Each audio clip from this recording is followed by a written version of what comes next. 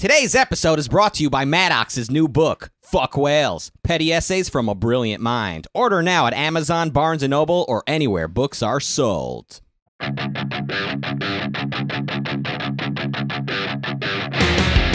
Welcome to the best debate in the universe. Every debate in the universe, from movies that are aggravating to comedians masturbating. With over 2.5 million downloads, I'm your host, Maddox. With me is the Sergeant of Swag, Mikey Bolts, the audio engineer. Hi, Maddox. And with me, as always, my Maharaja of Moderation, Rucka Ali. Hi, guys. Welcome back to the show. Guys, we have an exciting show today. We have an exciting topic, one that I may need some convincing of. But first, we're going to talk about a recap of last week's debate, and then voicemail. But I should also introduce our guest this week. She has a very popular YouTube channel with over 48 million views. She's been written about in Variety, Cosmopolitan, and Gizmodo. Or Gizmodo. It's Gizmodo, right? Yeah. Looking at me. Comic Book Girl 19, welcome to the show. Hey. Hi, guys. Hi. Thanks for having me. Yeah, so this has been a long time coming. We'll just call you 19 for the show. Yeah. Right? Okay, so 19... I don't know if you guys remember, longtime listeners of the show, I brought in a clip of your video on my very first episode of this show. I'm so honored. Yeah, about the Ghostbusters, the female Ghostbusters. Yes. Yeah. That was a big one. Right. That was a big video for me. So for those who haven't seen it or need a recap, what was your take, essentially? My take was that I wasn't into it. I wasn't into this new all-female cast. I felt like we should have men and women working together. I felt like that's more awesome, and that this wasn't going to be an amazing film. This was going to be kind of a garbage film, and this is not the one to back. And everyone was so upset. You know, it was this gender war going on over this movie, over this terrible movie. It was total garbage. It did not, this is not the one to die on. This isn't the hill. No. And one of the big arguments I heard when that movie came out was that, from the Femisphere, the feminist-leaning blogs and that sort of thing, we'll call that. They wrote and they said, this movie's so important because now girls are dressing up as Ghostbusters. And I'm like, no, man. That was happening for years before. I was totally a Ghostbuster when I was a kid. I have no problem imagining There's tons of if you look up costumes, there's a lot of kids pre-2016? 2016. Pre-2016, Google has this feature where you can search by date. Yeah. And so look up anything before 2015 and Ghostbusters costumes, and there's boys and girls dressing up as their heroes. Yes. You don't have to have certain genitals to identify with. No. Paul Feig seemed like he was putting gender first before the movie. Yeah, well, I felt like they were using that as a way to get this crappy movie a lot of buzz. Right. And that kind of sucks, like, in my opinion. Well, he's from the outset, that was his idea. Yeah, well, I remember I read Max Landis's Ghostbusters treatment. He had like a little deal that he wrote of what his vision would be. And I was like, yes, like, this is not hard. This is a no-brainer. Like, you can make this cool and you can make this a viable IP and like make a bunch of money off of this, like with franchise stuff, if you do it right. Yeah. But I don't think Paul Feig was the right guy for this project. And I don't think that this project was not the right project. Yeah. Well, you had a very interesting take. I talked about you on the very first episode of the show and linked to your video as well. If you guys haven't seen it or listened to it, go back and check it out. Now, what 19 does on her channel is you do reviews of movies and takedowns of pop culture and that sort of thing. And you also it has a very Mystery Science Theater type vibe to it as well, because you have a floating brain, a space brain, and a robot that you talk to. Yes. And the robot is so fun. Who does the voice for the robot? Director Tyson Wheeler. Okay, the director. Yes. Okay, it's really well done. You guys need to check this out. I'll link to it on the website. But thank you for finally joining us. This has been a long time coming. Thank you so much. Maddox, I was a wee girl, not a wee girl, but I remember I was like, I think in high school or something, and Younger than that. My boyfriend at the time was a fan of your blog. And so I remember him showing me some of your stuff. Specifically, I remember laughing a lot about all these kids' drawings, and then you critiqued them, and I was like, so good, and it made me really happy. So I'm excited to be here. So this is what I like to see. See, Rucka, you and Mikey, you guys need to take notes from our guest this week. You know, very nice comments, appreciative. I'm appreciative. I've always told you, you're one of the OGs. You are just like You're like what? Like we look at the caveman who drew those stick figures on the wall, and we think everything around us would not be here if caveman did not first put stone to the wall. Yeah. There is no more. There's no more back left to that hand for that compliment. Yeah. Well, I love how backhanded compliments never really seem to bother you. Like when like people like 3 years younger than me tell me they grew up watching me on YouTube, I'm just like, that's not a what? Like, but with you're like people tell you all day how young they were when they liked you, and how long ago it was that they used to read your shit, and you're just like, oh, thanks. Yeah, you enjoy it. Yeah, but my point being, they don't need to make it a backhanded compliment. Yeah. They don't need to embellish how long ago it was and how young they were. If I were you, it would irk me a little bit, but it doesn't seem to irk you, and that's something I like. This is an actual compliment. No, I know. I appreciate that. Now, here's the thing. Yeah. I'm going to be on the Adam Carolla show this week. Yeah. Whoa, congrats. Ooh. Thank you. And when Mike August reached out to me, I was talking to him, and I told him I've been listening to Carolla forever, and I totally genuinely meant that as a compliment. I've been listening to him since I was like 16 years old in high school. I'm sure he'd love to see a bald guy who looks about 40 tell him he grew up watching him. Ask. Who wouldn't? What a wonderful compliment. I think, put your ego aside. Like, you see so much shit on the internet, right? Right. You see so much shit. And for somebody to make an impression that I still remember from, like, that long ago, because I don't remember people I meet 5 minutes ago. So it's special that made such an impression that I was like, oh, yes. Yeah, see? It stayed with me. Really nice. So one thing I should mention, though, speaking of age, though, when I mentioned to people that you were coming on the show this week, people who didn't know who you were or didn't, like, what are you having a 19-year-old on your show, man? It's like, that's kind of weird. You're hanging out with 19-year-old chicks. I'm like, no, she's not 19. Right. It's just a number. Yeah, it's just a number. It's a cool number. Yeah. Yeah, it is a cool number. It's not. There would be nothing wrong with having a 19-yerold guest. Yeah, we could have 19-year-olds. Anyway. Yeah. We had Drew on. Yeah, he's looks about 19. We have this guest. He's a good friend of ours. Awesome dude. Dreadmere. Dreadmere is what he goes by. He was on the show. He looks really young, and so it's funny. He is in his early. He's like 22 or 23. Yeah. He's a great dude. He's a late bloomer, as they say. Yeah. Well, we should talk about the debate we had from last week. Okay. Now, 19, I want to get your thoughts on this too, because we tried to predict the next big Hollywood scandal, and even in 1 week, there were 3 huge bombshells that came out. Yeah. Right? Yeah. The great outing. Yeah, the great outing. The Louis C.K.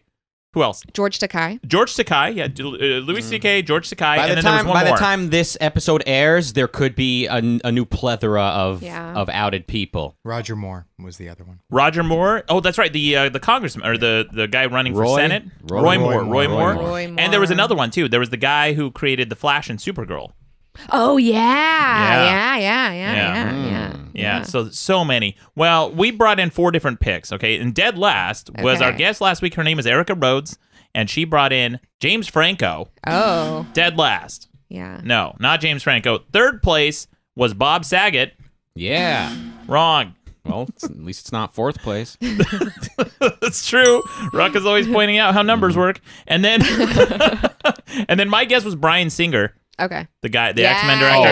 Wow. What a risk. What a wild guess to name someone that's already been under fire for partying with 15-year-olds. But he settled all those claims and he denied the allegations. Great. Okay. Yeah. Just a random name you pulled out of your hat. Jessica Chastain did kind of poke at him, and she did bring him up in a tweet. Was like, let's not forget about Bryan Singer. He's got a weird past, and it was like odd to see her just randomly bringing that up. Yeah. Well, his name came out right around the time Kevin Spacey's did. Yeah. So then he started trending too, and people are like, well, why is Bryan Singer's name trending? Because I guess he directed, you know what I'm talking about, the movie with Kevin Spacey. The Usual Suspects. The Usual Suspects, yes. Right? Bryan Singer, I think, directed that one. Yeah, he did. Which I saw that years after all the hype died down. Wait, the allegations against Kevin Spacey were a week ago. The ones against Bryan Singer are about as old as Maddox's website. Okay.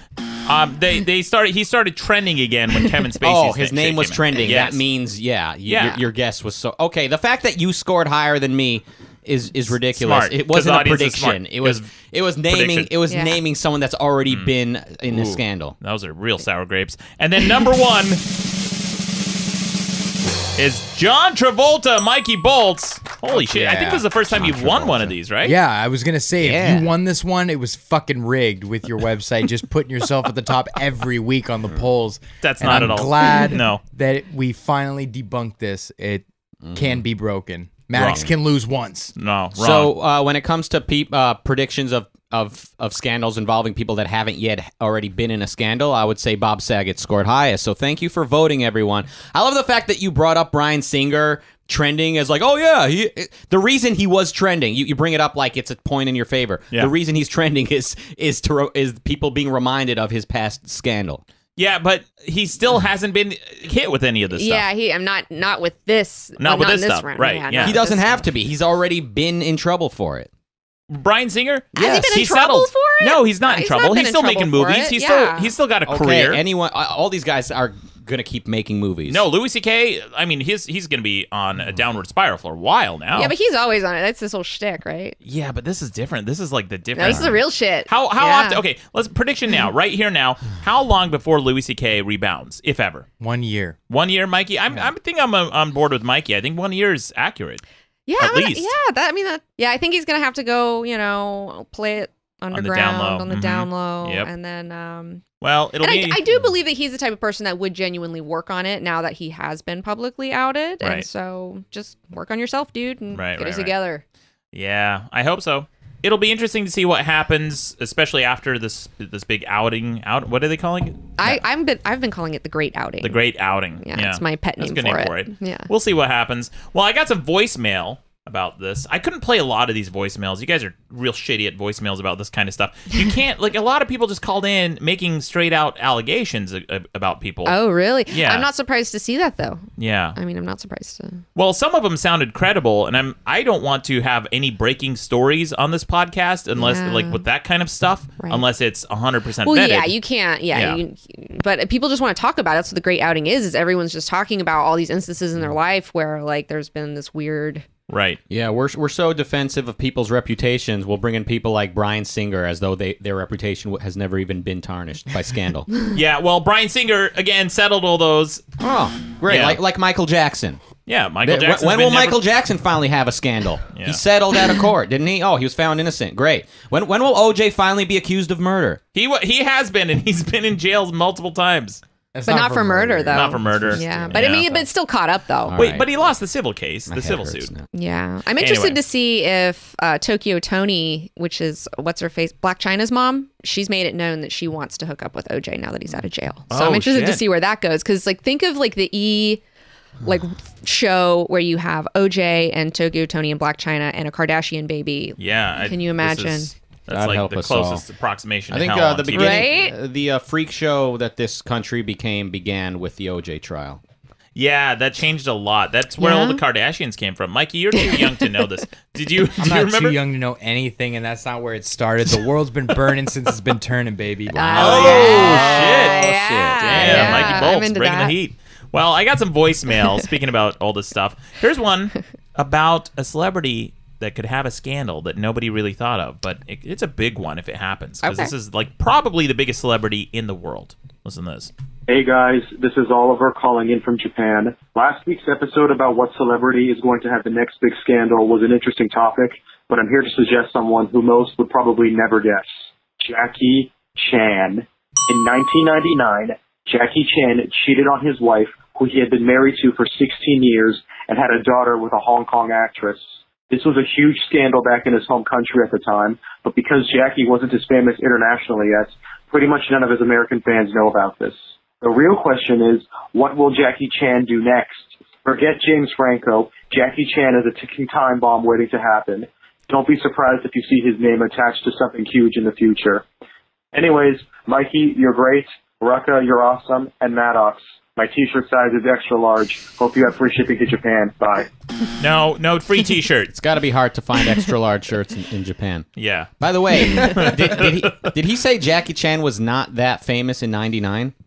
After I think like Rush Hour and all that shit. I guess, He's more famous then than he is now. I haven't seen him lately. Jackie Chan's huge. Well, what's the last Jackie Chan movie that you heard of? Well, actually, he just came out with one. I can't I didn't remember the name of it, but that's how famous it was. Jackie Chan comes out with movies like every week, and he is the biggest celebrity in the world. His like Facebook page is something like 40 million. He's very successful, but he was also in '99. Him cheating on his wife is not like that's not like it's just another day in the life of a pimp.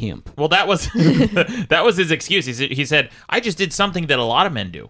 And so they just kind of like brushed it aside. Well, that's what a lot of people do. It's not just men. It's like people cheat on their spouses all the time. That's like every day.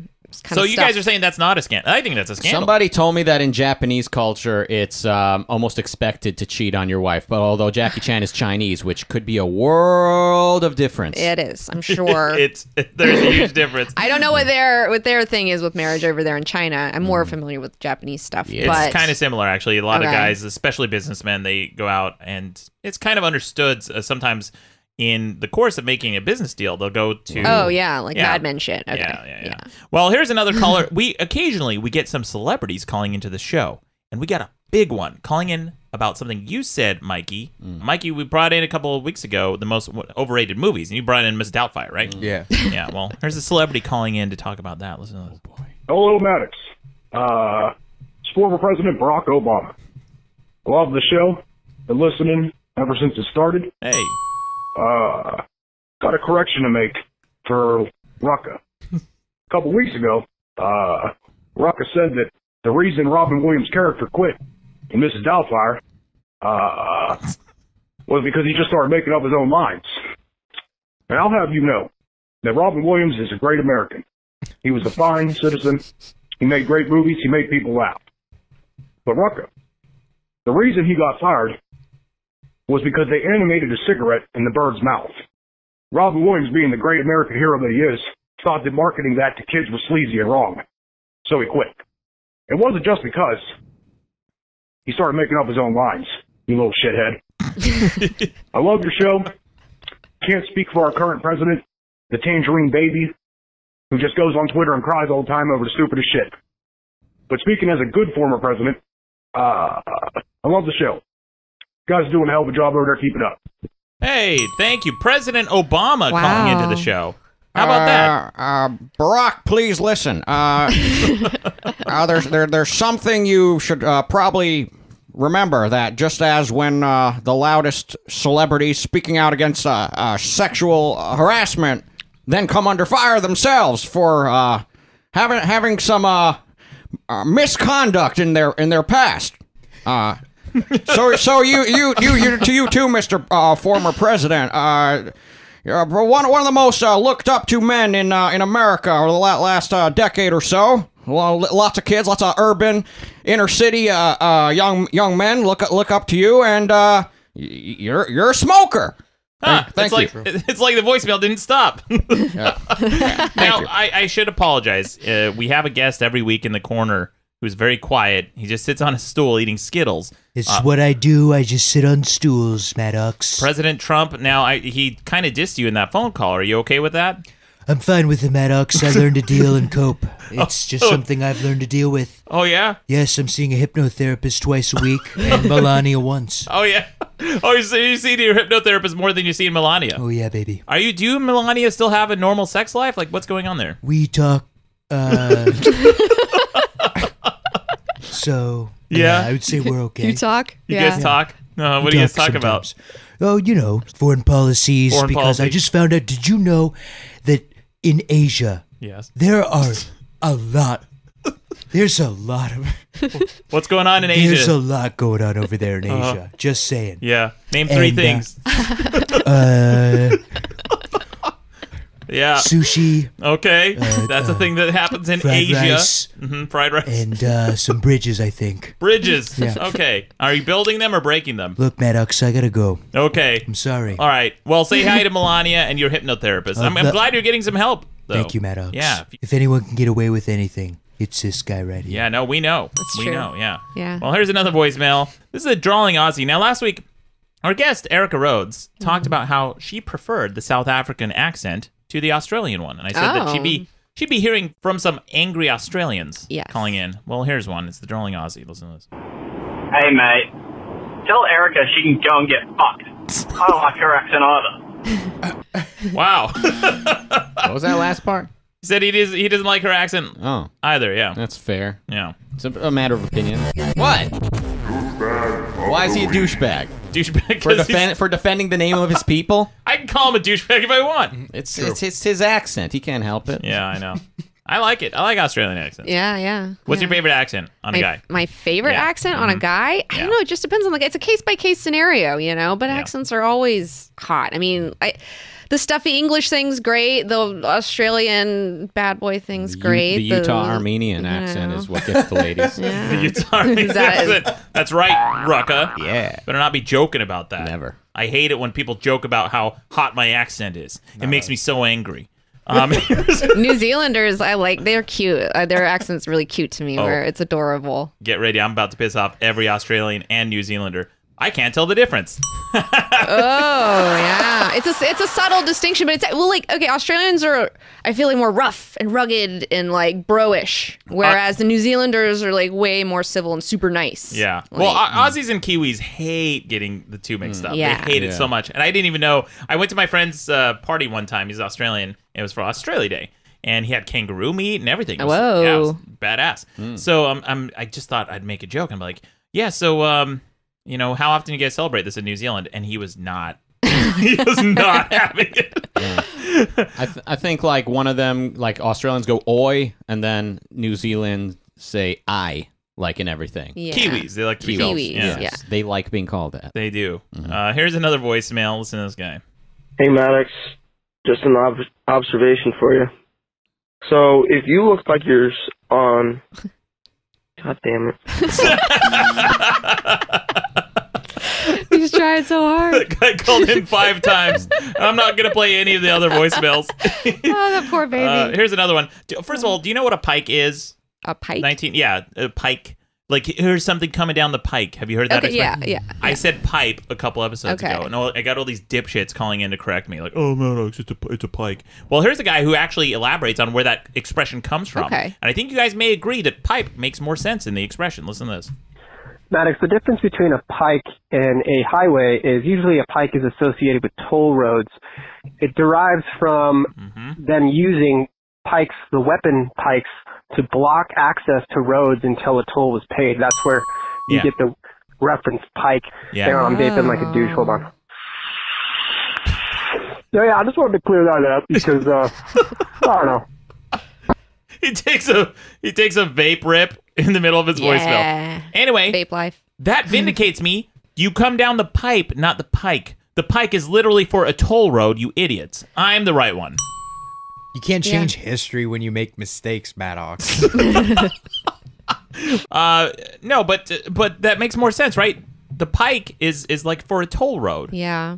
I did one the other day. I switched a word. I was gonna say rake them over the coals, but I said rape them over the coals. And I was was on my Halloween party. And I was dressed as a reaper, so it was totally like even more badass. So I just kind of rolled with it. But my friend was like, "Dude, I heard that." Yeah. Wow. Well, it's interchangeable if you think about it, because raking someone over the coals is a bad thing. Raping them over the coals is even worse. That's what I said. Yeah. That's exactly what I came back with. It works. Like down the pipe. Brilliant. And Rucka, you're like, oh, would you like to drink something? Came down the pipe? I'm like, yeah, literally all the water we drink comes down the pipe. Yeah? Yeah. That's true. Yeah, it is true. It's the shit coming down the pipe, as the No, it's expression not goes. that. Here's another voicemail. This is from Weird Matthew McConaughey. So also I talked about... Weird Matthew McConaughey. Yeah, we have a caller. He's a regular in the show. Okay. He calls in every week. Usually. He didn't last week because his poor dog got bit by a bulldog. Got mauled by one. But anyway, he's... Shit. I don't know. It's just some just weird made Matthew that news. up? No, for real. Oh. Yeah, we chat. We're like buddies now. He's been calling in forever. So he called in because I told a story about how one of the actors from Veep used to live in my house. Okay. And so I got a cake from Julia LouisDreyfus meant for him. Louise, goddammit. It's Louis. It's Julia LouisDreyfus. Is it Louise or I don't know. Yeah, it's Louis. Louis is not a girl's name. It doesn't have an... She's got S-E at the end. It's hyphenated and it's a last name. I'm right. All right. Yeah, so you're abs. She sent this ice cream cake to the guy who used to live. Yes. Anyway, I tracked him down after 6 months and gave him his ice cream cake. So here's So Weird you had Matthew. that in your freezer like for 6 months? Yeah, until I tracked him. Wow. What a heart of gold. Thanks. Yeah. Real nice guy. So here's Weird Matthew calling in to criticize me about that. Listen to this. What person is so desperate for an ice cream cake that they would go back to a house they used to live in and pick up a cake that has been there for 6 months. And just trust that nothing has been done to it. I mean, no offense, Maddox, if I didn't know you, and you had my ice cream cake for even like an hour, I'd be like, oh fuck, I can't eat this anymore. I can't eat this. Hey, no offense. So you know what? If I answered the door, or if I went to a door and someone looked like me, I'd be fucking not eating that cake either. Yeah. Great. You know why he ate that cake? Is because he came to the door. He's just one look at me. He's like, trust everything this guy's right. Yeah. I'm going to eat anything he puts in my mouth. Yeah. And he did. He did. And also, the cake had a seal on it, guys. I didn't open the tin. You gotta have the seal on it. And it's ice cream. Ice cream never goes bad. Well, was it like a Carvel ice cream? Like, what was the... I don't know. I only opened the box that it was in, and I saw the note from Julia LouisDreyfus. And, yeah, she said, hey, Reed, hope you like the cake. Love, Julia. Right. And so he came over. It was a sentimental thing. I gave him his cake. I did a nice thing. Yeah. Yeah. Anyway, we should get on to the debate this week. Joining me again is my Maharaja of moderation, Rucka Rucka Ali. Let's hear his buzzer. There it is. And 19 as our guest this week. Let's hear yours. And Mikey Bolts. Wrong! There it is, and here's mine. If you hear a buzzer from anyone during this debate, that means somebody is chiming in, they're pointing out a correction, or they just want to interrupt and interject. So on to the debate this week. This is an interesting one, because I need some convincing of this. Yes. Should you try psychedelics? Now, 19, would you fancy yourself an expert of them, or? No, I wouldn't say I'm an expert, but I'm a traveler. I've traveled the path, you know. Okay, so now that does sound like something someone who's done a fair amount of psychedelics would say. Because I have a friend, actually, he's been on the show, Austin Blank, longtime friend and listener. That guy's done drugs? He's done a few. Goes to Burning Man every year, and then he's a burner. Yeah, he's a burner, and then he spends a lot of time going to try that. What's that? Ashwan, the ayahuasca. Thing? Ayahuasca, that's the one. Yeah, ayahuasca. Yeah. Now, so what is your take on this? Should I try psychedelics? I say yes. Okay. Under the right circumstances. But yes. Okay. Well, I have a story that I'm going to tell. Okay. But first, I want to hear why. What's your biggest argument for why people should try psychedelics? I feel like, for me personally, when I have tried psychedelics, it's really helped me to see things from a different perspective. It allows me to get out of my own loops and my own bullshit and be able to examine it a little bit better. And then I just feel like it's really cleansing, like mentally cleansing, like to do this and to confront your demons and confront whatever's in there and like see what's going on. And I just think it's good for your mental health. And I think your perspective, your awareness levels kind of go up. So let me summarize. Sounds like it just helps your brain take a big shit, right? Is that totally? Yes. Really? Yeah. So I've read some studies and things that actually corroborate what you're saying, which is like if you are going through any kind of stress or trauma, sometimes it helps to try mushrooms, right? Yes. Okay, so I did. Here's my story, and I want to go around the table, see if you guys have tried any psychedelics. But here's my story. This was about 5 years ago. On New Year's Eve, I went to a big fucking warehouse party in downtown LA. Okay. Crazy. It was cold. They just had like a bunch of barrel fires outside and DJs everywhere. Just fucking DJs tripping over each other, playing just garbage. Sounds like LA. Yeah.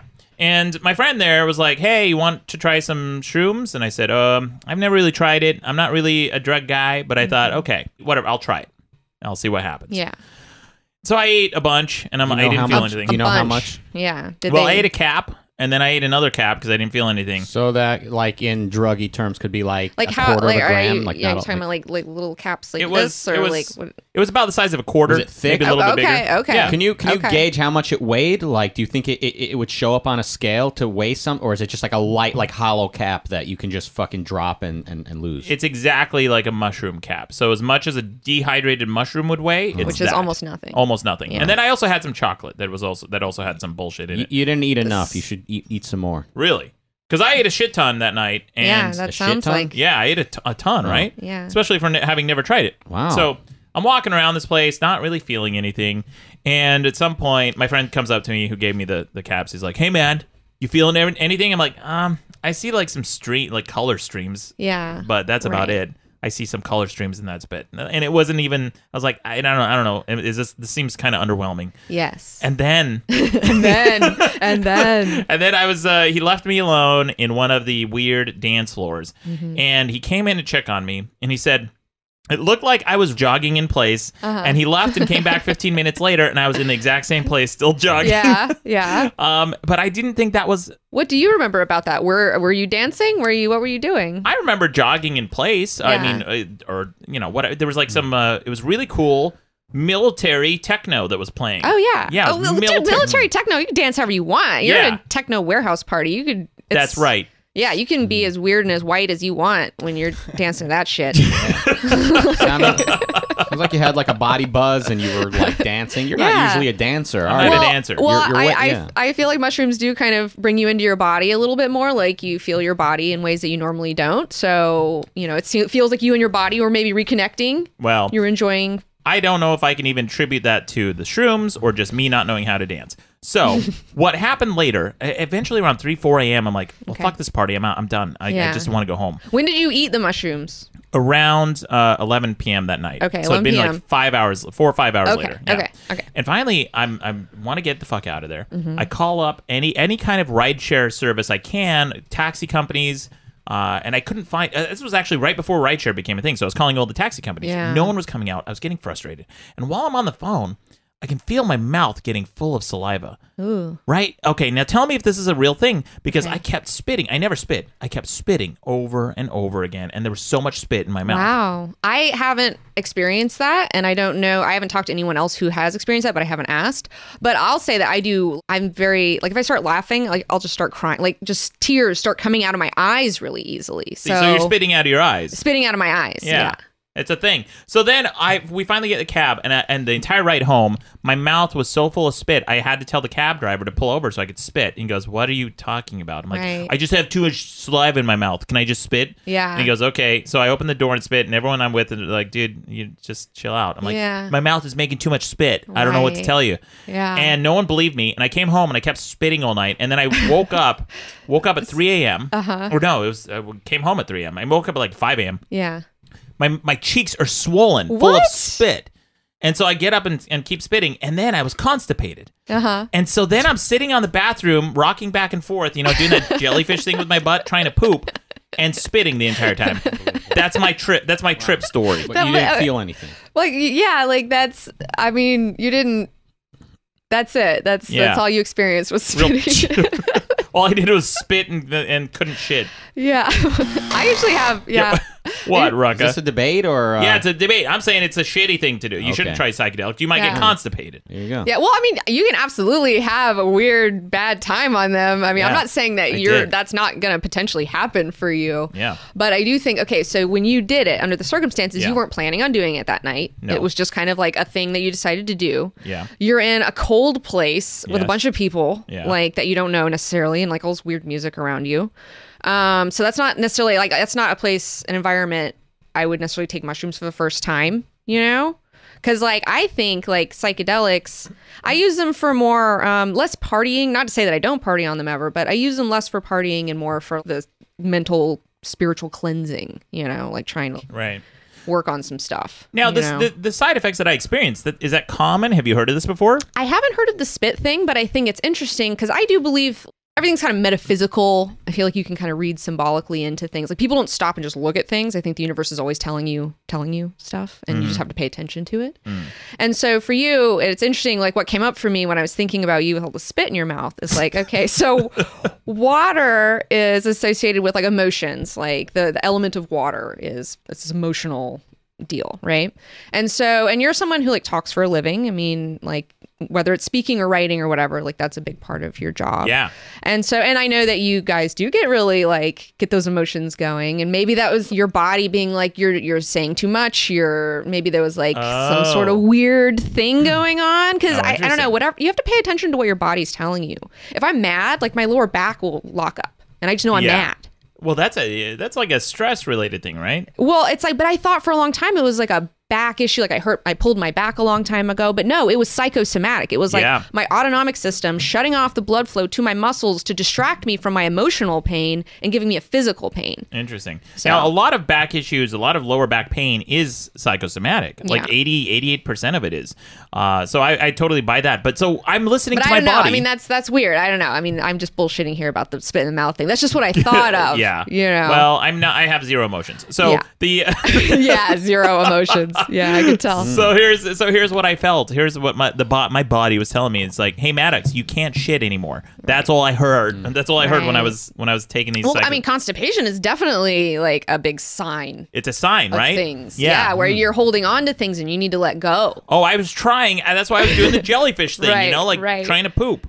Mikey, have you done psychedelics before? I haven't. Never? No, really? I haven't. Wow. No psychedelics. How about you, Rucka? Let's just say yes. Oh, all right. Well, are we going to get a story out of this? Is it like more than once? Yeah. Like I mean, not like a crazy amount. Like I've known people who they built a tolerance for it. Like they would just take acid as often as they can, to the point where they're taking like tens of hits at a time and completely lost their fucking minds. But yeah, I've done it more times than I would have to like really go through them and count, and I'd probably forget a few times. I'd probably roughly 10 times over 10 years. Okay, so like once a year ish. More like a few times in 1 year, then take a while. Like but yeah, but here's PSA 18 and up, please. Okay, I know this is here comes Rucka, the fucking the buzzkill, the fucking the adult in the room. But like your brain needs to fucking finish baking.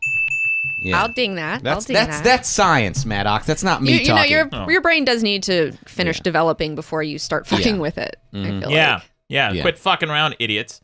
That's the note from Maddox. Yeah. Yeah, listen to me. But mushrooms can be like more emotionally confusing. Like when you're coming down off of them, could be like almost like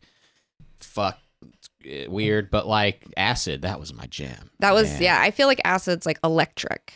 You know, whereas mushrooms are more earthy. You know, they come from the earth. That's exactly right. Yeah. Like I would say like mushrooms makes you want to like hug a tree. Yeah. Like you're into ground, quote, nature, like unadulterated nature if humanity never existed, versus acid, which makes you into like big screen TVs and fucking technology and lasers. Like, I used to watch Ninja Turtle cartoons on fucking acid. That was fucking lit. Oh yeah. Because that combines the flashy, cool element along with the nostalgic element. Yes. You know, like early childhood. Oh early yeah, memories. it'll take you right back there. Yeah, and you'll have that same emotional state you did when you first watched them. I mean, who wasn't so fucking pumped when they were watching Saturday morning cartoons? I mean, that was like the best. Like I lived for that day every day when I was every week when I was a kid. Well, I just got constipation and spitty mouth, and then the colors I saw were so underwhelming. Really? Well, yeah, I don't feel like it's like people make too much of it in the media, where it's like, oh, you're gonna see a dinosaur pop up over here. And it's like it's not like that. It wasn't like that at all. Not to say that it could never be like that. Sure, some people have experiences. It's different for everybody a little bit, but like it's generally more. Like you're saying, like colors, and I think things get really bendy. Like all the right angles disappear. Like things get really like wobbly, and you're like, wow, wow. And you kind of like see how everything isn't as solid as you think it is. You know, it's interesting. It really does vary. Like for me, it was like everything looked sharper. The colors were brighter. Everything was sharper. But like there was like this inner like screen of kind of like internally I was seeing colors and objects in my imagination that I didn't for a second think were real. Right. So yeah, it really does vary. Yeah. I took a little bit of mushrooms once. Like I wasn't like tripping balls or anything, and I went to the Getty Museum. Oh. So for those who don't know, the Getty Getty Museum. Hate the Getty. Mediocre art. What a terrible. It's all donated art. It's not a real museum. It's not where like great art goes. It's where people they give you the paintings they don't want. What are you talking about? You must be on acid or on mushrooms to think that the Getty is I love the Getty. I think it's wonderful. God. And so I went there, I took a little bit of mushrooms, and I was just like, I don't know, I was kind of stressed out about shit. And so I went to my happy place, because I think the Getty's really just, I love the energy up there in those mountains. It's just away from everything. You're up it's fun. I love it. It's just pretty, and I love all the people that go there too. Like there's just all these really well-dressed people, you know, everywhere, and I like people watching. So so I went and like, oh my God, there's some paintings there that I already love, and I always go kind of check them out while I'm there. But on mushrooms, a little bit, not a little, you know, just a little bit. I mean, it was just the greatest. It was so much fun. Yeah. It's so here's the thing. People come to Los Angeles and they always say, oh, what is there to see and do? Nothing, guys. Nothing. There's not much to see or do. Like as a tourist, there's no like Eiffel Tower. There is no Statue of Liberty. There is no Times Square. The closest thing you get is Hollywood and Highland, which is our Times Square, and then the Getty Museum is one of the spots you get a really good view. Fucking go to LACMA if you're gonna go to a museum. Better that than the Getty. LACMA? No, better that I didn't than like the LACMA.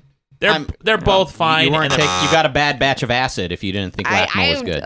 I'm not a modern art person though. No. LACMA, they've got their modern section, which I think is crap, and then they've got their Renaissance section. I missed that because it's so big that I must have missed that whole section. There's different stuff going on. There's the photography section, which is just like giant pictures. I mean, I'm with you on that. I just saw like all the Coons stuff, you know, like his, and I'm not a fan of his stuff necessarily. Me either, but if I am going to go to Museum on Acid, I think I couldn't appreciate the modern stuff. Yeah. Well, look, the point is mushrooms taste like shit.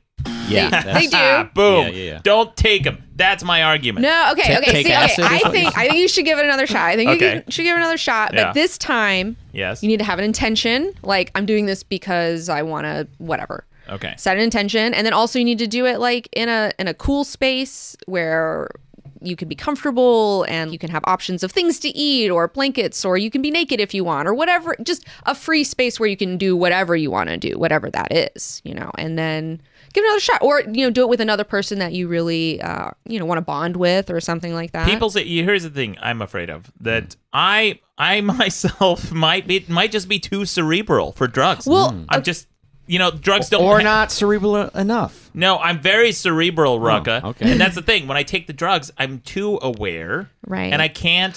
Well, you might have to like problem. work up to it. You know, like I wouldn't go like tripping balls. Maybe you should just, because there's probably a lot in there. You got a lot in there you need to process. Yeah. You know, you got a lot in there you got to process. And so you have to just like, you know, ramp up to it. 19, I'm at an equal neutral at all times. That's what people say. Yeah. Even keeled, equal, neutral. Out of touch with your emotions. I told you I don't have any. Right. Out of touch. So then you start to like contemplate your own existence when you're tripping, and then it freaks you out. By the way, nothing I'm saying should be seen as an endorsement of like doing these drugs if you're not like in a safe environment and not ready to try it. Like I'm not saying everyone needs to go out and do this shit. You need to take it seriously. You need to take it seriously, and I mean, you can do it for fun, and I have had fun. I read an article recently. A lot of people are trying these. What do they call it again? The ashwagandha. Ayahuasca. That's right. Why do I keep saying ashwagandha? It's an herb. It's a different herb. Ashwagandha is supposed to calm you down. Someone sent me a bottle of it by accident one time, and I was like, well, fuck it, I'm gonna eat this. That's shit. not an accident. Yeah. I think it was because I'm super calm all the time. Yeah. So me too. Yeah. Me too. Very calm. Very calm. That's what people say about me. Calm as a leaf on a lake. So I tried this ashwagandha and it did like, you know, it was fine. It tasted fine. And then the ayahuasca thing. I just read a study about it where people go on these big pilgrimages down to Peru and South America, right? Have you ever done any of that? I have not. I do have a friend who has gone down to Peru twice and has told me about it. And then there's that other one where it's the frog venom that they inject your butt with. Yeah. My friend did that, and everything I read about it sounds awful. They said that you'll get crazy diarrhea and you'll start vomiting. So you're just... liquids are coming out of every orifice. That happens with ayahuasca too. I haven't tried ayahuasca yet. It's on my to-do list. But it hasn't. The opportunity has not presented itself. A lot of times when I do something like mushrooms or whatever, like I have to just purge. You know, like whatever's in there just kind of comes out.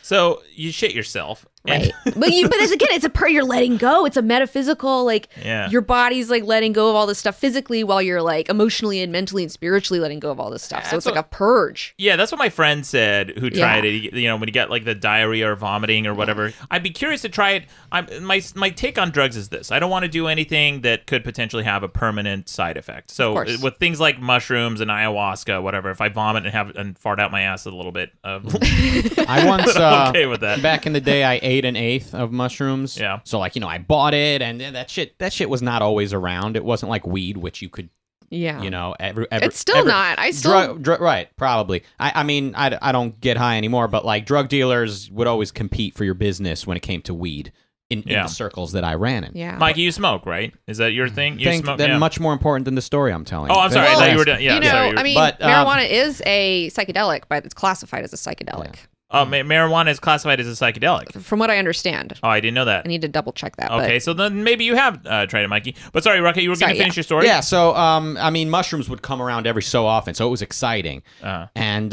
when you're a marijuana addict, you look for something fresh to mix it up because weed just becomes a mood stabilizer.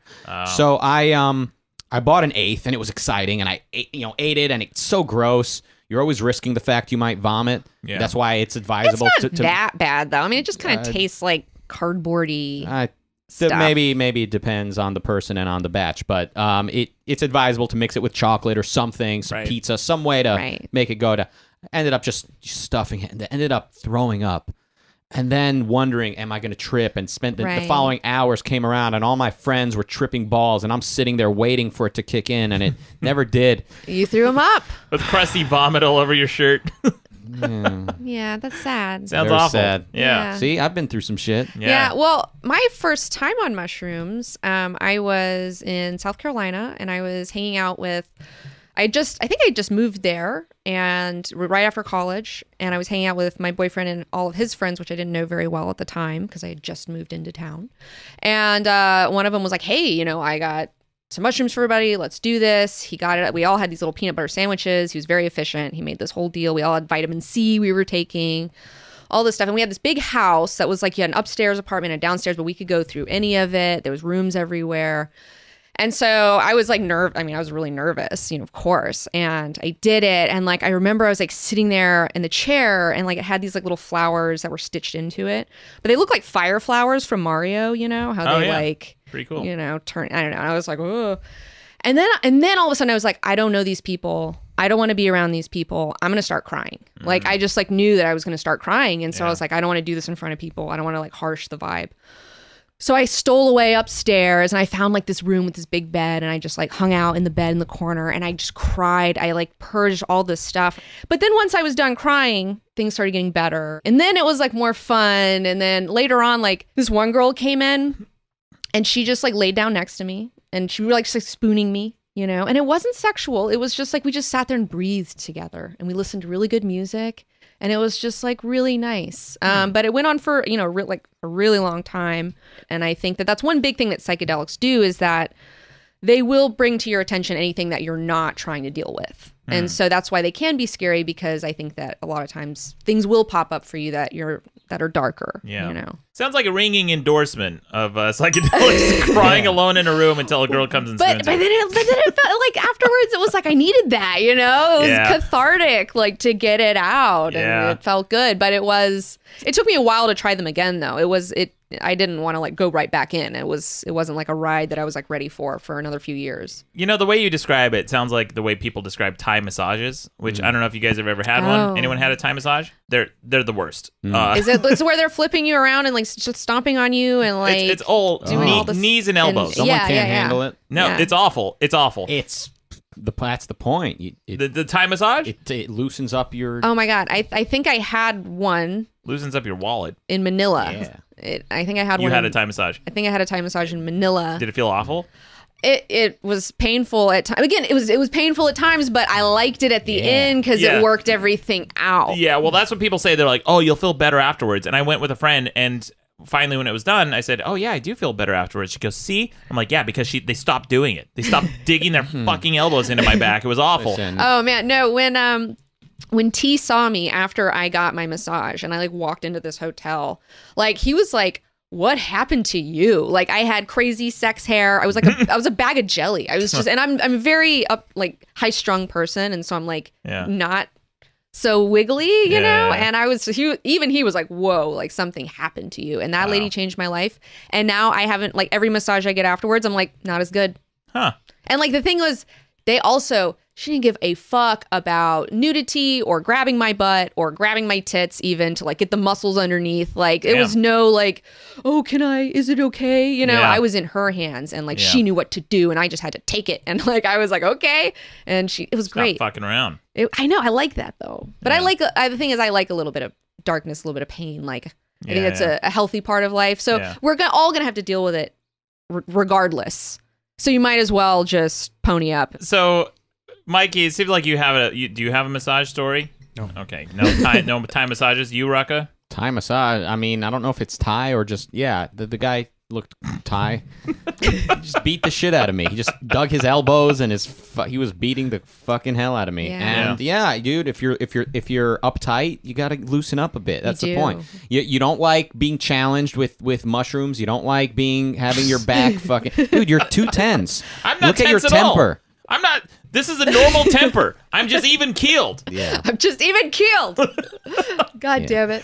Again, like a leaf on a lake. Very calm. Yeah. I have a very calming effect on people. That's why people listen to this podcast. They feel very calm and relaxed when they hear me. You have a very calm very audience. Calming. Very calm. So here's the thing. I read a study a while back that said that people who do the ayahuasca and different psychedelics and things, the common experience is that they feel like they get a little bit more enlightened. They learn about themselves. They let go. They become more introspective, that sort of thing. Yes. But then I also read that they did a control group. They did a test with a control group where they just asked them to be introspective and write down their thoughts and look inside themselves. And they felt just equally kind of enlightened and equally kind of in tune with themselves. Yes. So are psychedelics even necessary? Well, there's different paths up the mountain. You know, you can choose to take psychedelics and that will, if that works for you, that'll work for you. But I don't think that you have to take them. I think that it's good for you to try them. I think everyone should try a few times and see what happens. But it's not something that you have to consistently do. Or sometimes, most people, they have other things that get them there. Okay, well, if I get some psychedelics and try it, I'll report back on the show. And I want to check in with you, too. Yeah. And have an experience. I'd love to hear. Take them in a safe environment, too. Don't go to some warehouse party with a bunch of freaks. Yeah, I did. The last time I did mushrooms was actually at my Halloween party.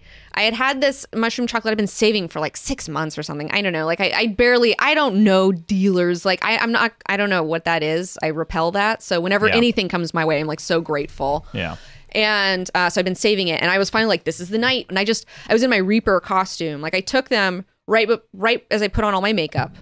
And then after I was done, it like kind of started to hit a little bit. And so I took my scythe and I got out of the house, and I was just like sitting at crossroads and like just running around dressed like a Reaper. And like, it was like people were honking, like people were having like, it was an amazing time. And I was like, okay, good. Now I can do this. And then I went back and okay, so I'm like, it's definitely hitting now, whatever. And I haven't told anybody. And my partner, T, the director of the show, Tyson, he's been burning it at both ends. He's been spreading himself so thin. And like, he always pulls up some Halloween miracle where he like figures out his costume in a night, kind of like you were telling me earlier. Yeah. And so this time he's like, I'm going to be an inverse Reaper. I'm going to be inverse Reaper. Like you have the black cape and I'll have a white cape, and then I'll do black bones, and then I'll be like an inverse Reaper. And I was like, okay, cool. That sounds rad. So you were in blackface, he was in whiteface. Well, I had the white skull. Okay. And then like, and I didn't realize he's not like adept with makeup. Like he's really good with cardboard or like crafty stuff and like building things, but makeup is not something that he's really does a lot of. And I didn't think about that. So I left and I came back, I went in the bathroom and I was just like, this looks like blackface. Oh no. You have to stop this really now. Did? And like, but like, and I'm seeing this and I'm obviously, like, and the thing is when I'm on mushrooms, like my tears happen a whole lot. And so like, I was just crying, laughing at his awful face. And I was just like, it cried all my makeup down. And like, I just kept it. It looked really cool for like the Halloween party. But like, I was like in tears, and I was like, you know what? We have time. Let's reset. Get in the shower. We're just going to do a regular skull face. I love what you tried here. Yeah. It's totally not working. No. I love you so much. Let's try again. And this time I'll give you a tutorial about makeup, and then we'll go from there. But the night was awesome. Like it worked out really great. Really? Because it sounds like you just wandered into traffic while you were tripping. I wasn't in traffic. I was on the street, but I was spreading the holiday cheer. It was super fun. And that day I had actually I bought a new bong, but it was such a good night. And that's one thing that I really like about psychedelics for me is that it helps me to detach from all the bullshit. Interesting. Well, now, Mikey, when you smoke, is it a psychedelic experience for you ever, or is it just something that's kind of more relaxing? Because for a lot of people, it's just more relaxing, right? It depends. I mean, if it's been a long day and you smoke, you can start to feel stuff depending on what you're smoking. Yeah. And now here's the thing with me, even with alcohol, I have to drink a lot to feel drunk. And a lot of times I feel like I have to almost fake like I'm drunk, more drunk than I actually am because everyone else is more drunk than I am. Right. So I'm like kind of pretending that I'm also drunk, but I'm not. And I'm just too aware and secretly not drunk at all. And I'm just, what? Are you going to debate against psychedelics? What have we got so far? Okay, they taste like shit. Okay. Bingo. Yeah. All right, you don't need them. Bingo. That's another one. You don't need them? Yeah, I said you don't need it for. You can have the same experience if you just sit down and write down your feelings and be introspective. Oh yeah, same exact experience. Same fucking thing. Oh, you see some colors, big fucking. I see colors all the time. Yeah. Good point. Okay. What else?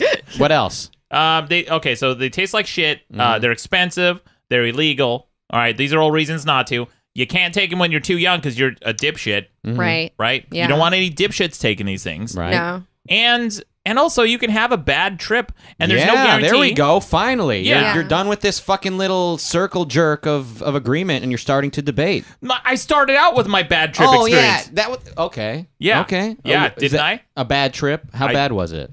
I couldn't shit. And I kept spitting all night. I would say it gets, like, for some people, it gets even worse. And they could become belligerent. Yeah. What if that happens? I've been around people who are on drugs or some kind of psychotropics or something where they become belligerent and they're just unpleasant to be around, if not outright violent. Right. Well, that's more, I feel like that's more with stimulants, though. You get more violence with people taking stimulants. Now, what's a stimulant? Because I don't know drugs. So, okay, stimulants are like Coke or meth or whatever, like Adderall. Fentanyl's another one, right? I heard there's a news story. We'll get to the news in just a minute, but there was a news story that said a bunch of grocery stores in the Midwest, they're telling people to wipe down their shopping carts because there could be fentanyl on them. And fentanyl is, I guess, a synthetic heroin. I think that's what the... Yeah, but that's a downer. Heroines are a down. Not Yeah, the opioids are downer drugs. Okay, what's the difference? What's a downer versus the stimulant? Well, okay, so the stimulant makes you feel like up and like you can do anything and like you just have all this energy and like and you just feel very positive. And then the downers are like you just want to get really sleepy and get comfortable and take a nap and just like be very still. Like painkillers. Yeah. Like things that help you sleep. Yeah. Things that numb the pain. Yeah. All kinds of pain. Or do you only understand physical pain, Maddox? Don't need it. Yeah. Don't need it. Especially if I ever go through any like dark periods in my life, I stop drinking. Yeah. That's like the last time I want to be drinking. I don't want to associate alcohol with like a relief. Yeah. I can't do stimulants though. That's something that I don't really fuck with as much. Like I mean like Coke and that sort of thing. Yeah, like I mean I've tried it, but it's kind of I'm high strung as it is. Yeah. I don't need more energy. Oh, that's right. You said you don't do caffeine anymore, right? Yeah, I don't do caffeine. You're off caffeine. So, I don't even do that shit. Yeah, when 19 came over, I offered her something to drink, and she chose tea. Yeah. Lemon ginger tea. Lemon ginger tea. It's very delicious. I highly recommend it. Yeah. If you guys want to calm down like me. Yeah. Anyway. It is good for calming, though. Yeah. So, do you have another, like, on the subject of a bad trip, are you going to point out that, like, people have harmed themselves horribly? Like, people have thought they were a fucking orange and they needed to peel themselves open? That shit's I don't even understand where that comes from. I mean, no, I didn't even know that's a thing. Yeah. I mean, it overlaps a little bit with the urban legend side of life, but yeah, there's definitely been some people. But, you could also say, hey, they were going to hurt themselves anyway, but yeah. But a lot of that, too, is still, like, generally when I hear stories about that, that's stuff about, like, stimulant stuff, where people are on some weird stimulant stuff. Well, what I've always heard leading up to first trying hallucinogens is that people have hurt themselves thinking like, I'm a banana, I need to cut myself open. But why would you not feel that? I mean, it doesn't cut off your nerve. I mean, for me, I don't know. Or thinking like, I'm Superman, I can fly. They jump off the fucking building. Right. I don't know how many times that's happened. But, I think that's like, I think that's more urban legendy stuff. Not to say that I'm sure somebody has done something stupid at some point, I mean, of course. So but be safe out there. But be with somebody, a friend who you trust. A friend who you trust. Hang out with Maddox. He's never high or drunk. Yeah. He'll keep an eye on you. I tried DMT. Okay, this is something you should try. Okay, Yes. I got something for you. Instead of mushrooms, because mushrooms like 6 to 8 hours, right? You know. Yeah, it's a fucking ordeal. It's a big ordeal. Right. DMT, if you can find it, is like the businessman's trip. In and out, 5 to 10 minutes. Sounds like me. And then you're done. Yeah. Then you're out. Like there's no like physical, there's no throw up stuff. There's none of that. It's just like a straight shot into another part of the universe, I guess. And then you come back and then... Now, I did some research about DMT. I'm not a drug user. I don't do drugs, but I read a lot about them, so I'm at least knowledgeable about them. In fact, I bought 2 issues of High Times magazine a while back and read it cover to cover. Yeah. And I realized, like, people who are really into pot are kind of out of their fucking minds. Yeah. Like, they talk to their plants. They think that different plants have different personalities, that sort of thing. Mike is giving me a look like... I think there's many different kinds of people in the world that smoke weed. Mm-hmm. Yeah, well, all not types. just your very 90s, like. But the people who write for High Times are probably on another level. I mean, they're their own type. They've turned it into a way of life. Yeah, I've always hated I was a big pothead. I hated the Rasta shit. I hated hippie stuff. I dislike Bob Marley. I know that's like fighting words with a lot of people. I think his music sucks, and his message was worse than his music. But that's just my opinion. Yeah. Rucka hates Bob Marley, Gandhi, you know, people whose names end in vowels generally. Yes. Yeah. Maddox. Nope. No vowel there. Vowels. That's why we get along. That's what I like about you. Powerful. Yeah. Maddox. Boom. Yeah. So, but I think maybe DMT would be something that would be less like crazy. Yeah. I mean, it's crazier in some aspects, but less crazy in other aspects. So DMT, I read that is the hormone that your brain releases as you're dying, right? Yeah, that's what I've heard, yes. Right. It's a chemical that releases inside your mind just when you start to experience death. And they found this when they measure people's chemical levels and when they're about to flatline in hospitals and things like that. And they found that your brain releases this flood of DMT. And that's a lot of times what people associate with seeing a tunnel with a light and that sort of thing, because they're tripping, essentially. Right. And they see a flashback of their lives, that sort of thing. It's DMT kicking. Yeah. So I guess DMT now that you can buy is synthetic that they've created. Is it illegal? It sounds like it's illegal. Yeah. Yeah. Okay. I mean, so all these everything drugs are fun illegal. is illegal. Yeah. We're not advocating anything illegal on the show, but if you do it, call in and tell us about it. Do it in Japan. Well, I mean, people do it. I mean, it's just like that's the reality of the world we live in. And I think that they should be decriminalized. I don't think that they should be like there should be a severe punishment for them. I mean, I get like, meth is like will fuck up your life, but I don't believe that's true necessarily of mushrooms. Anyone can fuck up their life with anything, but I don't just let's chill on that, guys. Yeah. But it's, okay, so when I did DMT, I was very like nervous. Again, I was very nervous because I was taking it very seriously. And I was like that whole day, I was like preparing myself. I wore specific earrings and like I had like these tarot card archetypes with me. And I was, and I was just like ready. And I was like, okay, I'm going to like call upon these spirits and like just really get into this and do this shit. And so I was like in this backyard in Alabama and I smoked it. And then I remember in my mind yelling like comic book girl 19 like into the void, just to let them know who was there. And I came back down and like my sister was she was with me and she was like hanging out and watching me during this experience. And like I came out of it and like she's like you were smiling during it, like I knew you were having a fine time, like you were cool. But then I was like I felt really emotional afterwards, very sensitive, and I was like I had her get in the hammock with me and I just told her like you're so sweet and like I love you so much. And she was just like nobody ever calls me sweet, like what are you talking about? I'm a bitch. I'm like I know you are, but I see you. Like it was just so good. But that was it. It was like 5 minutes in and out. Yeah, affected by it. That's one type of trip. The other one is you spit all night and then you can't take a shit in the morning. Yeah, well, you had a bad one. You got to get back on that horse. My argument for is get back on that horse. Yeah, I took some acid. One of the last times, I think the second to last time I've ever been high on anything. I went to the movies with my friends. We went to the movies. We went to see. I lived right across the street from a theater, and we went and saw Real Steel.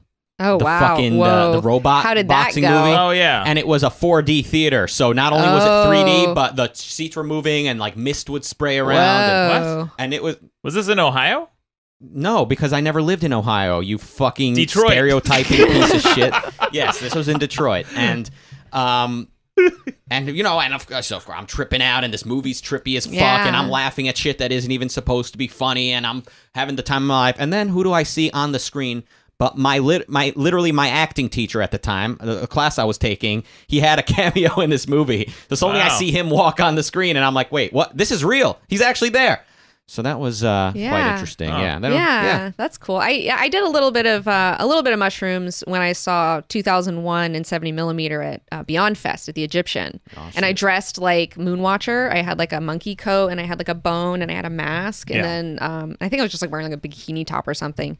And then my friend Sid was Hal. She was like had a shaved head, and then she had like Hal on this like sticker on her shirt. It was really funny. Hal? Yeah, Hal, like the computer. Oh, I in thought, the movie. I thought that's like the American Indian way of saying hello. No, Hal. Yeah. And but that was me taking that. Oh, go ahead. Right after, it was amazing. Right afterwards, like they knew the type of crowd that was coming that would be on Psychedelics because it's 2001: Space Odyssey. Right. And so they had a laser light show afterwards, and like they played David Bowie, and they had like Bowie's face, and I was just like, again at the laser light show, I was crying, laughing. I was just like, I'm sitting here in Hollywood watching a laser light show. Like this is insane. Like everything that's happening right now is so crazy, and it was just like the absurdity of life was just really awesome and sublime and terrifying and funny at the same time. Well, I will say this. When you eat mushrooms, essentially you're just poisoning yourself, right? Okay, so it is food poisoning, and that's why I expected to have diarrhea. I got constipated. Yeah. And that's why a lot of times you vomit is because you're just poisoning yourself. Yeah. I can poison myself anytime. I have tons of things in the kitchen that poison me. Yeah. Why should I just do it? And then if I poison myself, at least the only outcome is I either throw up, have diarrhea, or die. But with mushrooms, you could throw up, have diarrhea, die, or have a bad trip. It seems like one more worse thing that could happen to you if you try mushrooms. Yeah. Can you die with mushrooms? You could. I mean, there's the fables of the death cap, you know, somebody like but again, I don't know how much of those are urban legends and how much of those are actually true. Well, I looked up reasons to not take mushrooms, and there's a website called magicmushrooms.net. Okay. And the dangers of taking mushrooms is not really very convincing heavy you? on. No. Look up cannabisisgood.com to maybe get some information on cannabis. I don't know. The verdict is out. I'm curious to see how many of our audience would try them, would take them. Yeah. And vote on this, guys. I want to see what you guys think on madcastmedia.com. Should you try psychedelics? And have you tried? Is it worth it? Is it worth the risk potentially? Yeah. And what would you want to try? I mean, there's such a variety, you know. Yeah. I was on probation back in the day, back when I was in Detroit, where marijuana was illegal. Yeah. And I was in trouble for possession. And when they were drug testing me, I took some acid because I knew it doesn't show up on a drug test. So I end up all night on acid, end up going to get drug tested, you know, and breathalyze. Yeah. And I go in there knowing full well that I was in violation of my probation. Wow. But I didn't get caught. That's ballsy. Wow. But what are they going to do? Say you look like you took acid 10 hours ago? What are they going to do? Like the fucking the African-American gentleman there who's handing me the breathalyzer, is he going to take time out of his day to pull one of my hairs out and send it off to the lab? No. No, unlikely. Well, good job, Rucka. You got away with something. Oh, I got away with more than that. Well, Anyway. Mikey, you've been really silent. Why have you been offered psychedelics? Like, why have you turned them down? Never. Or would you be interested in trying them? How do you feel about it? Of course I would. I just never have been in. I actually texted someone during this. We got to do shrooms.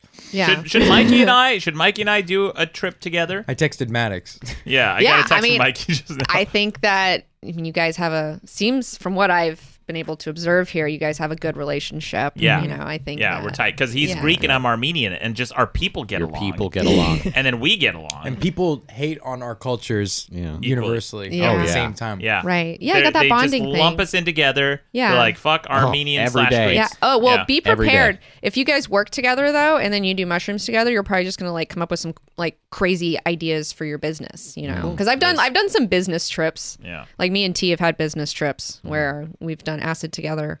And it was like, oh, we're going to do this and we're going to do this. And it was like. But is it ever productive? Because I have a lot of friends who trip a lot and they always come up with ideas. I have a friend of mine who, when he gets drunk, he comes up to you and goes, Maddox, listen, I got the next big business plan. I got this business idea, and he'll pitch it to me, and he'll lay it out, and he has like how he's going to make money, where the business is going to be in 5 years from now. And then the next day, I'm like, hey, man, yeah, you still want to do that business we talked about last night? He goes, what business? I don't know. Well, here's the thing. Whoever you actually are is sort of enhanced. Yeah. So if you're an introspective person, you're going to introspect. If you're a business-minded person, you're going to have some ideas. If you're a procrastinator and a shaky, lazy person that never does anything, acid is not going to change that. Yeah. Okay. Well, what I am, when I for the longest time, I was very reluctant to even drink. I'm from Utah. It's a very lame state. And I didn't even start drinking until I was 27. It was a pretty late time in my life. I didn't even get into beer till I was like 32. Yeah. Something like that. So I haven't been drinking very long. And one of the reasons is because I'd heard these stories about how when people drink, they become belligerent or angry or they become assholes. So I was reluctant. I was afraid that for the longest time, if I drank, I might become that person. Yeah. Finally, I let my guard down a little bit with some trusted friends, and I drank a bunch one night to the point where I got drunk enough, and they said, no, you're delightful. I'm a delightful drunk. Yeah. I'm very complimentary. Yeah. I'm very appreciative. Yeah. That side comes out a little bit more. So yeah, I'm a happy drunk. I'm not. I don't drink very often. I drink mostly on camera on the show. That's usually when I drink. Oh, I really? really don't drink socially nearly as much. But yeah, I find that I'm also a happy drunk. But there's totally those people. And I think, though, that's like, okay, so if you get drunk and you find out you're an asshole, well, then maybe you're just really an asshole, and you need to like deal with that a little bit, you know? Because I do feel like all of these things, I mean, alcohol is also a drug. I mean, nicotine, caffeine, sugar, these are all drugs. I mean, we use drugs every day, like, is the thing. Like, we're all using drugs every day. It's just some of them we don't think of as drugs, you know, in that way. And so... Well, Mormons do. They don't drink caffeine. In Utah cultures and Mormon cultures, like, they consider caffeine a drug, and they don't take caffeine or any kind of stimulants, anything like that. Ice cream is very big in Utah. That's where Baskin-Robbins came from. Oh. So they replace... with sugar, one vice with sugar, exactly, which is something you cut out from your diet. Yeah. I'm trying to. I thought it was because of all the anal they do in Mormon. they wanted their butt to smell a little better. Yeah, in Utah, anal's a big thing because girls think they're virgins. Yeah. Oh, that's so healthy way to live. Messed up. Very. Yeah. Yeah. As long as they're not drinking coffee, they're doing great. Yeah, they're virgins because they get in the butt. And then there was a scandal a while back. I've told this story before, but there was a scandal where a bunch of kids from BYU, college kids, were going up to Vegas for the weekend, getting married, banging their brains out, and then getting divorced and coming back to Utah. Whoa! So they found a loophole. Are you allowed to get divorced in Mormon world? Because I know Catholics are a little weird about it sometimes. No, yeah, you're allowed. It's allowed and encouraged, so you preserve your virginity, or you can still get into heaven. Because God doesn't want sex out of wedlock. Yeah, right. So he wants a bunch of butt sex. Butt sex and ice cream is what makes God happy and proud. Yeah. Quit shitting on Utah. All right, Rucka, do you have a wrap up for us? Yeah. Listen, can psychedelics help you learn about yourself? Yeah. If you're open to it. Can they give you creative ideas? Yeah, absolutely. Can they give you some perspective on maybe the things that have been bothering you? Maybe you it opens your mind and you realize kind of in the scheme of things that your values were a little bit out of focus. Yeah. Can hallucinogens give you information about external reality? No. Hallucinations are not tools of cognition. It is not a science lab. You are not putting things under a microscope or in a beaker to gain information. Okay? So if you're going around pushing either a view of the origin of the universe in education or some sort of political system that you came up with on drugs, you're no different than any other religious fanatic pushing your whims on the world. Thank you. It's a Rucka wrap-up. There it is, the Rucka wrap-up. Wow. Again, don't forget to vote on this topic on the website, madcastmedia.com. But it is time for some quick news headlines from around the web. It's real. Dang. Yeah. You need like some badass guitar wailing for that shit. Yeah, maybe we should do that, because I used to use that sound effect for the other side of the debate when I debated both sides of an issue. Yeah. Actually, the first episode of the show, Yeah. I debated the merits of the Female Ghostbusters movie or whatever. Yes. You know. Yeah. And actually, I one of the remember- guys. Yeah, you did a very bad job. No, I didn't. I wasn't here to kick your ass. It was great. It was really yeah. great. People said it was great. You Donald- argued one side Mikey. of the I was in debate. that episode. Yeah. That was when I was a guest. The very was. first episode? He No, the wasn't. very first episode. I wasn't You were even on there. number 2. You were on I episode was on number No, 2. you were on number 2. Mikey was on number 3. Yes. Yeah, it was number Was 3. it 3? With Robin. No. With Robin Higgins, that's right. Yeah. No, because I was there that one too. So this was like 5 or 6 or 7 or 8 or 9 or something. It was Might have been really 7. early on. Anyway, it's a good thing. Too bad there's no documentation of this. Yeah. Anywhere. There's no anyone way could we look can up. find out. But, you did a bad job No, I because didn't. you argued one It's side of the bullshit. No, I Ghostbusters fucking debate. didn't. I was not here to fucking ride your ass Garbage. and keep you from bullshitting. You're bullshitting. I did a really good job. And that was I brought in Devin Farassi's article. Oh, defending. yeah. So this is something kind of interesting that's been happening a lot on the internet right now, especially with the Great Outing, right? The Great Outing. So all these like really creepy, weird internet feminist dudes are getting busted for being creeps. Not surprised. And Devin Farassi, the guy who wrote that article defending the female Ghostbusters and talking about how important it is and how it moves women's rights and this and that, was outed as one of these creeps. Yeah, that was a while ago, though. A while ago, yeah. Yeah, but was it this? But that was that this I think year? it was this year, early this year. Yeah. But he's one of those guys, man. He's it's always a kind of a red flag these days. It's a little bit of thou doth protest too much. Yeah. Right? Yeah. Anyway. A jury awards man $7.5 million for a Walmart watermelon injury. Yeah. You guys hear about this? An Alabama jury has awarded $7.5 million to a man who says he broke his hip buying a watermelon at Walmart. Wow. Whoa. This is one of those articles where it's so clickbaity. I just had to click to find out how he broke his hip buying a watermelon. I figured maybe it was too heavy or something. Right. Henry Walker, 61, Walker, says Perf. says his foot became trapped in a pallet beneath a box of watermelons as he reached for one in 2015. He fell and sustained the injury. His attorney argued that the retail giant should have covered the pallet, making the display safer, and the jury agreed. Now, Walmart is appealing this decision, but Walmart's actually doubling down. They're saying, no, we're not going to cover our pallets. This is just what people have used. This is a freak accident. What do you guys think? I mean, as much as I like to see big companies have to like shell out a bunch of money, and it's funny to me. It's like it's same that's not like that's like the coffee's hot, like it sounds like one of those. The coffee's hot one. So that's another one that people classically go back to. They say, well, there's that woman in the 90s who sued McDonald's because she spilled the coffee on herself and burned herself, right? Yeah. So but you need to make sure that cup is like engineered right. I mean, I'm all for engineering, but the pallet thing, that's a stretch. The pallet thing. Well, I looked up the merits of that McDonald's case because I remember listening in the 90s to all the talk radio stations and all the different DJs were all making fun of this woman. Right. They're like, oh, idiot, don't spill hot coffee on yourself. Of course you're going to burn yourself. Well, I looked up the pictures and what happened with that story. She got really severely burned because the coffee was something like 185 degrees, which is extremely hot. And that's why she sued and won against McDonald's, is because that was like a very severe injury that she sustained. But this does sound a little kind of wonky. Yeah. Just an old man. He's 61 years old. He's 61. He put his foot in the pallet and fucked up.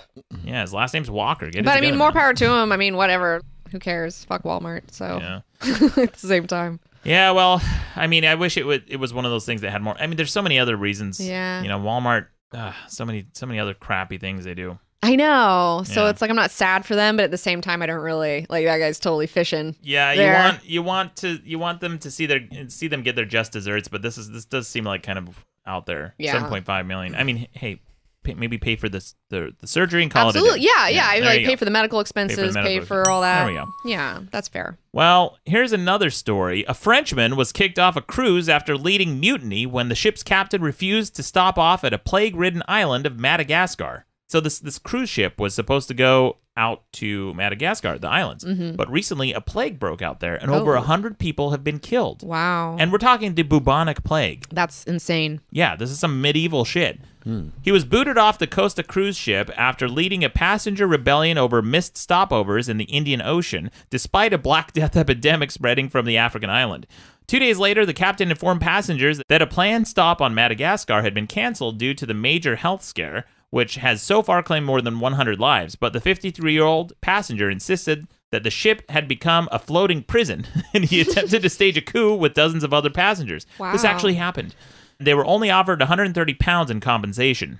Jan is the guy's name. Jan told Le Parisien, things started heating up when a major part of the trip is canceled and a drink on board costs €5.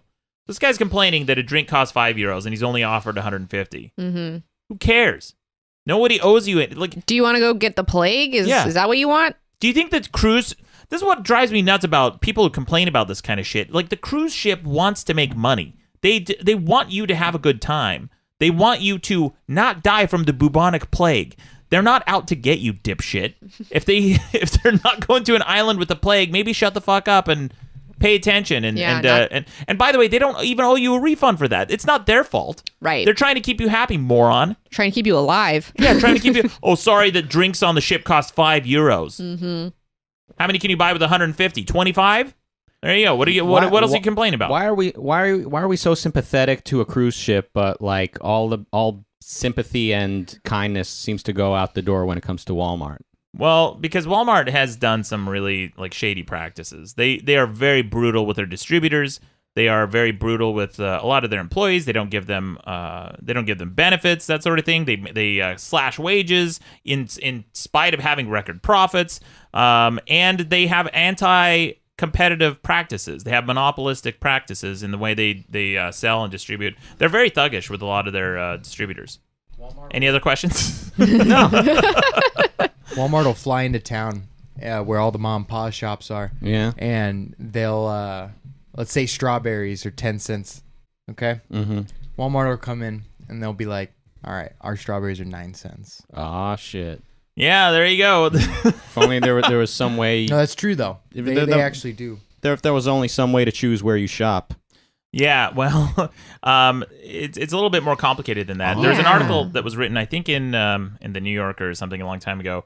I don't remember where this was written. There was an article I read a long time ago about how Walmart put a huge pickle manufacturer out of business because they had a bottom shelf price, so their margins are so razor thin, sometimes even only a penny or two per unit that you sell. So this pickle company was forced into selling at Walmart, and they couldn't go back because they said that a lot of times Walmart will sign an exclusive deal with a distributor. So they'll say, okay, we're only going to carry your products in our store, but you have to sign exclusively with us. Yeah. But they force them to have really, really low margins. So if you even miss one drop shipment or you have a bad batch of something, you're actually operating at a loss. Yeah. So this company said, well, we could try to pull out of Walmart, but then we'd have to recreate our distribution deals with other grocery stores and grocery chains. Or we could stick with Walmart and hope that our margins we sell enough volume. Yeah. Well, they couldn't sell enough volume, and then they got screwed, and they went out of business. It was like a huge story a while back. But this happens, like they do that kind of stuff a lot. Also, this is a medical thing. I mean, like the bubonic plague, I mean, you don't want to spread that around on a ship because you have lots of people who are going God knows where when they get off. I mean, that's just like... You quarantine that island if there's some plague going on. That's trying to be alive business. You know? Yeah, and why is the bubonic plague making a comeback? Yeah, what does that Trump's mean? America. Last time the Black Plague came up on here, you told me that they found it in Santa Monica. Yeah.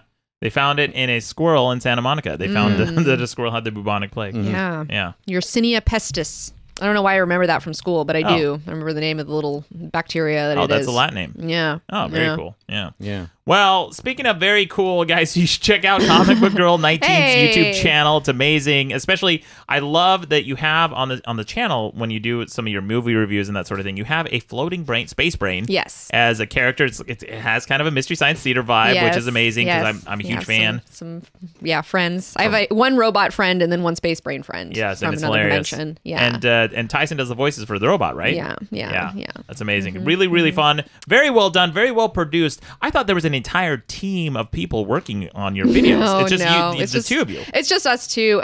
We did have an assistant for like 6 months, but then we're in between. We're trying to find a new assistant. So we had a third for a minute to help, but yeah, it's just us two mainly. Well, also what's interesting is I don't know if a lot of people listening know this, but you had a very successful Kickstarter to launch your a season's worth of content, right? Yes. Like $57,000, is that correct? Yes. Yeah. Yes. That's an amazing amount. Yeah, I quit my job the first day of my Kickstarter. I hit my goal. My goal was 20,000. Yeah. And then I hit it my first day, and then I quit my. But they already knew I was quitting anyways. Now, how did you get so much success? Like, what was the thing that put you over?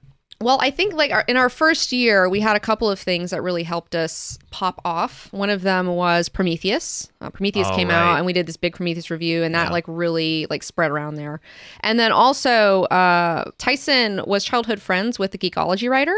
And so he, out of the goodness of his heart, posted one of our videos. Like, we didn't ask him to. He was just like being chill. And he posted our How to Get into Comics for Nooblers video. And that also was like a really big kickstarting helping thing for us. Okay, so you had a couple of videos that hit. So the Prometheus one did really well. How many views did that get? Do you remember? I don't know, but it was a bunch. It was, and we did a lot of different videos, but now we've kind of edited them all back together, and I was going to do a Prometheus video myself, and I still may do this. I was going to do this video a while ago. Maybe the time's passed. I don't know, but that was a movie I loved to hate on. Right? It was so special. Yeah, it's a special movie. Yeah, I was so angry, so frustrating. But I saw the new Aliens movie and I liked it. Yeah, I thought it was cool. Yeah, I thought it was like I don't know. It made me kind of miss Prometheus, to be honest, because I liked hating on the mystery so much, and it was so much fun. I felt like he kind of backed down from that and decided to play it more straight. And I wish he'd gone even weirder with it, to just say like "fuck you" to the audience. Yeah, it was not as fun to hate on as Prometheus, but very few movies are. Prometheus is such a shit show. But, beautiful to watch. Yeah, David and Walter kissing. It's great. I love it. Yeah. That was my favorite part. That was interesting. Anyway, guys, check it out. We'll link to all your social. But thank you again, 19, for joining us on the show. Thank you. Finally happened. Thank you to the Sergeant of Swag, Mikey Bolts. Hello. Thank you. Thank you to the Maharaja of Moderation, Rucka, Ali. Yo. But most of all, you're welcome. One time when I moved into this apartment, it was like a few days after I'd moved in, and a package showed up, and I was like, oh, what's this? Opened it up, camcorder. I was like, oh, yeah, this is not for me. And so I just held on to it, and then I held on to it, and then I held on to it, and then I had a camcorder. Cool story, bro. That's Weird Matthew McConaughey again. Yeah. Here's one last one from Weird Matthew. Listen to this. What's the difference between a garbanzo bean and a chickpea? I've never had a garbanzo bean on my face.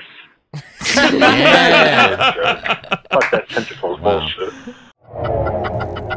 Hey there. Don't forget to subscribe to Madcast shows on iTunes, Stitcher, or your favorite podcast app. Okay, bye. Madcast Media Network.